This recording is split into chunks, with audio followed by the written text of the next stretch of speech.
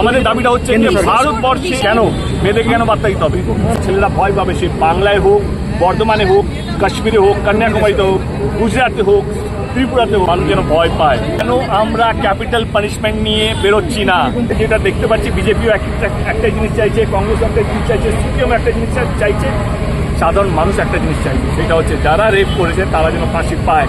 এবং যাবে এই এত সুন্দর এত বড় একটা আন্দোলনটাকে যেইভাবে পলিটিক্যালি ডিপেন্ড করা হচ্ছে সেটা সত্যি দুঃখজনক। আজকে আমাদের দাবিটা কি? শুধু কি আর্জি করে এইটা পানিশমেন্টটা হোক, যাতে ফিউচারে আমাদের সোসাইটি একটা ভালো সোসাইটি মানে কি আমার দেশ।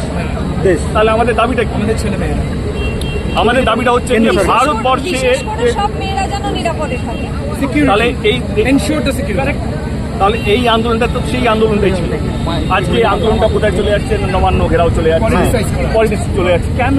আমি কোনো নিজের পক্ষে বা দাদার পক্ষে নয়, আমি বলছি রেপটা এমন একটা ডিজিজ হয়ে গেছে আমাদের শরীরে বা আমাদের দেশে, যেটা আমাদের সবাইকে খেয়ে নিচ্ছে। মানে যারা কাজ করে যেখানে হয়তো আমরা মানে এই নট দ্যাটকে বম্বে আমাদের উপরে হাসছে বা মহারাষ্ট্র আমাদের উপরে হাসছে বা ইউপি, আমরা সবাই কাঁদছি এই কারণে।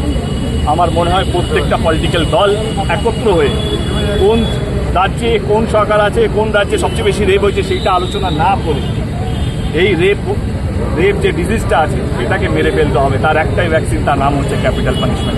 তুমি মেয়েদের কি বার্তা দেবে নাইট ডিউটি নিয়ে? কেন মেয়েদেরকে কেন বার্তা দিতে হবে? হাই টাইম ছেলেদেরকে বার্তা দেওয়া উচিত।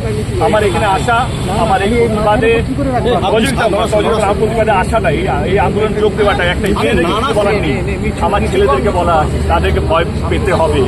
যদি মেয়েদের ইচ্ছার বিরুদ্ধে, আবার বলছি মেয়েদের ইচ্ছার বিরুদ্ধে যদি কেউ কিছু করতে চায়, এই আন্দোলনটা সেই প্রোটেকশনটা দেবে, এই আন্দোলনটা সেই মেয়েদেরকে সেই সুরক্ষাটা দেবে। এই ছেলেরা ভয় পাবে, সে বাংলায় হোক, বর্ধমানে হোক, কাশ্মীরে হোক, কন্যাকুমারীতে হোক, গুজরাটে হোক, ত্রিপুরাতে হোক। কেন? প্রত্যেক দিন আমাদের সোশ্যাল মিডিয়া দেখবে কিছু না কিছু আসতেই থাকে। কেনই বা হবে সেটা?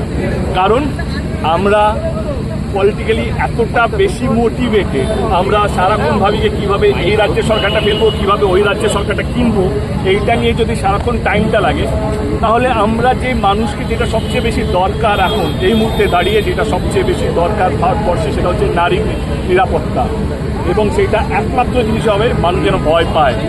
এবং ভয় কীভাবে পাবে?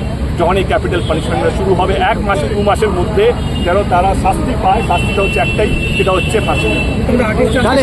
নবান্ন অভিযান না হতো দিল্লি অভিযান হতে পারতো, কারণ সারা ভারত জুড়ে হচ্ছে এটা। আমার বক্তব্য হচ্ছে কেন আমরা ক্যাপিটাল পানিশমেন্ট নিয়ে বেরোচ্ছি না, কেন আমরা বলছি না? কারণ আমরা মণিপুর নিয়ে কথা বলছি না কেন? তাহলে শুধু আরজিকর নিয়ে কথা হচ্ছে কেন?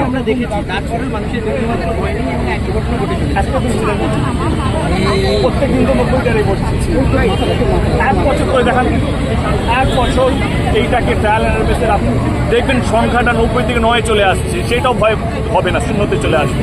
কারণ তুমি যদি একটা এক্সাম্পল নিয়ে যদি সবাইকে ভয় দেখাও, বলবে 90টা এক্সাম্পল আছে, তাও তো কিছু হচ্ছে না। এবার তাও তো পেরোলে বেরিয়েও যাচ্ছে, হরিয়ানাতে তো বেরিয়ে গেল, ইলেকশন আসছে বলে বেরিয়ে গেল, সে তো সবচেয়ে বেশি একটু কারণ একটা অভিযোগ নয়, 20 অভিযোগ, সে বেরিয়ে যাচ্ছে। কারণ আমাদের দেশটা পলিটিক্স নিয়ে সবচেয়ে বেশি মাতামাতি আছে। বলো কোন রাজ্যে কোন সরকারটা ভাঙতে হবে, এক্ষুনি চলে আসবে। বলো ইডিসি হাতটা শক্ত করতে, সেই লগুলো রাতারাতি চলে আসবে।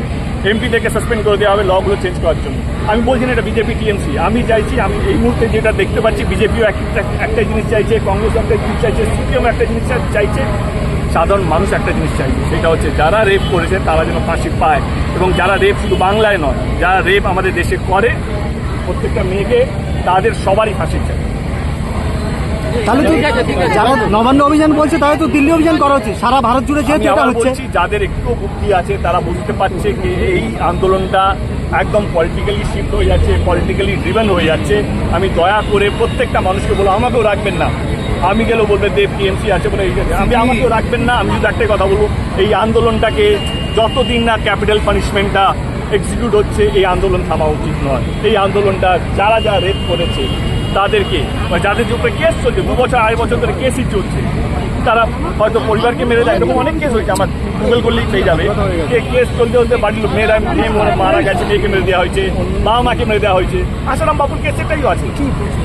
তো এই 2 বছর ধরে যদি কেস চলে, তাহলে তো যারা ভিকটিম তারা তো মেরেই ফেলবে। তো আমার বক্তব্য হচ্ছে তাহলে আরো বেশি তারা বিপদে আছে। জাস্টিসটাকে পেলো তাহলে। তো আমার মনে হয় বাংলার এই আন্দোলনটা স্বাধীনতার পর সবচেয়ে ভালো আন্দোলন এবং একটা কজের আন্দোলন।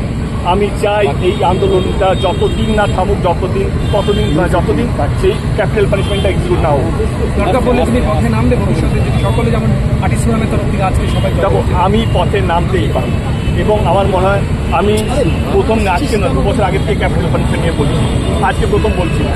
এবং আমার মনে হয় কি যেই আন্দোলনটা বাংলার মানুষ শুরু করেছে, ভারতবর্ষে দেখছিল এবং তারাও নেমেছিল, সেই আন্দোলনটা চলা উচিত এবং ক্যাপিটাল পানিশমেন্টের জন্য এই আন্দোলনটা হওয়া উচিত।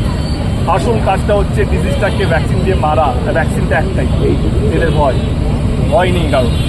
দেখবে ক্যাপিটাল পানিশমেন্ট শুরু হবে, সব ওয়ার্ক কালচার ঠিক হয়ে যাবে।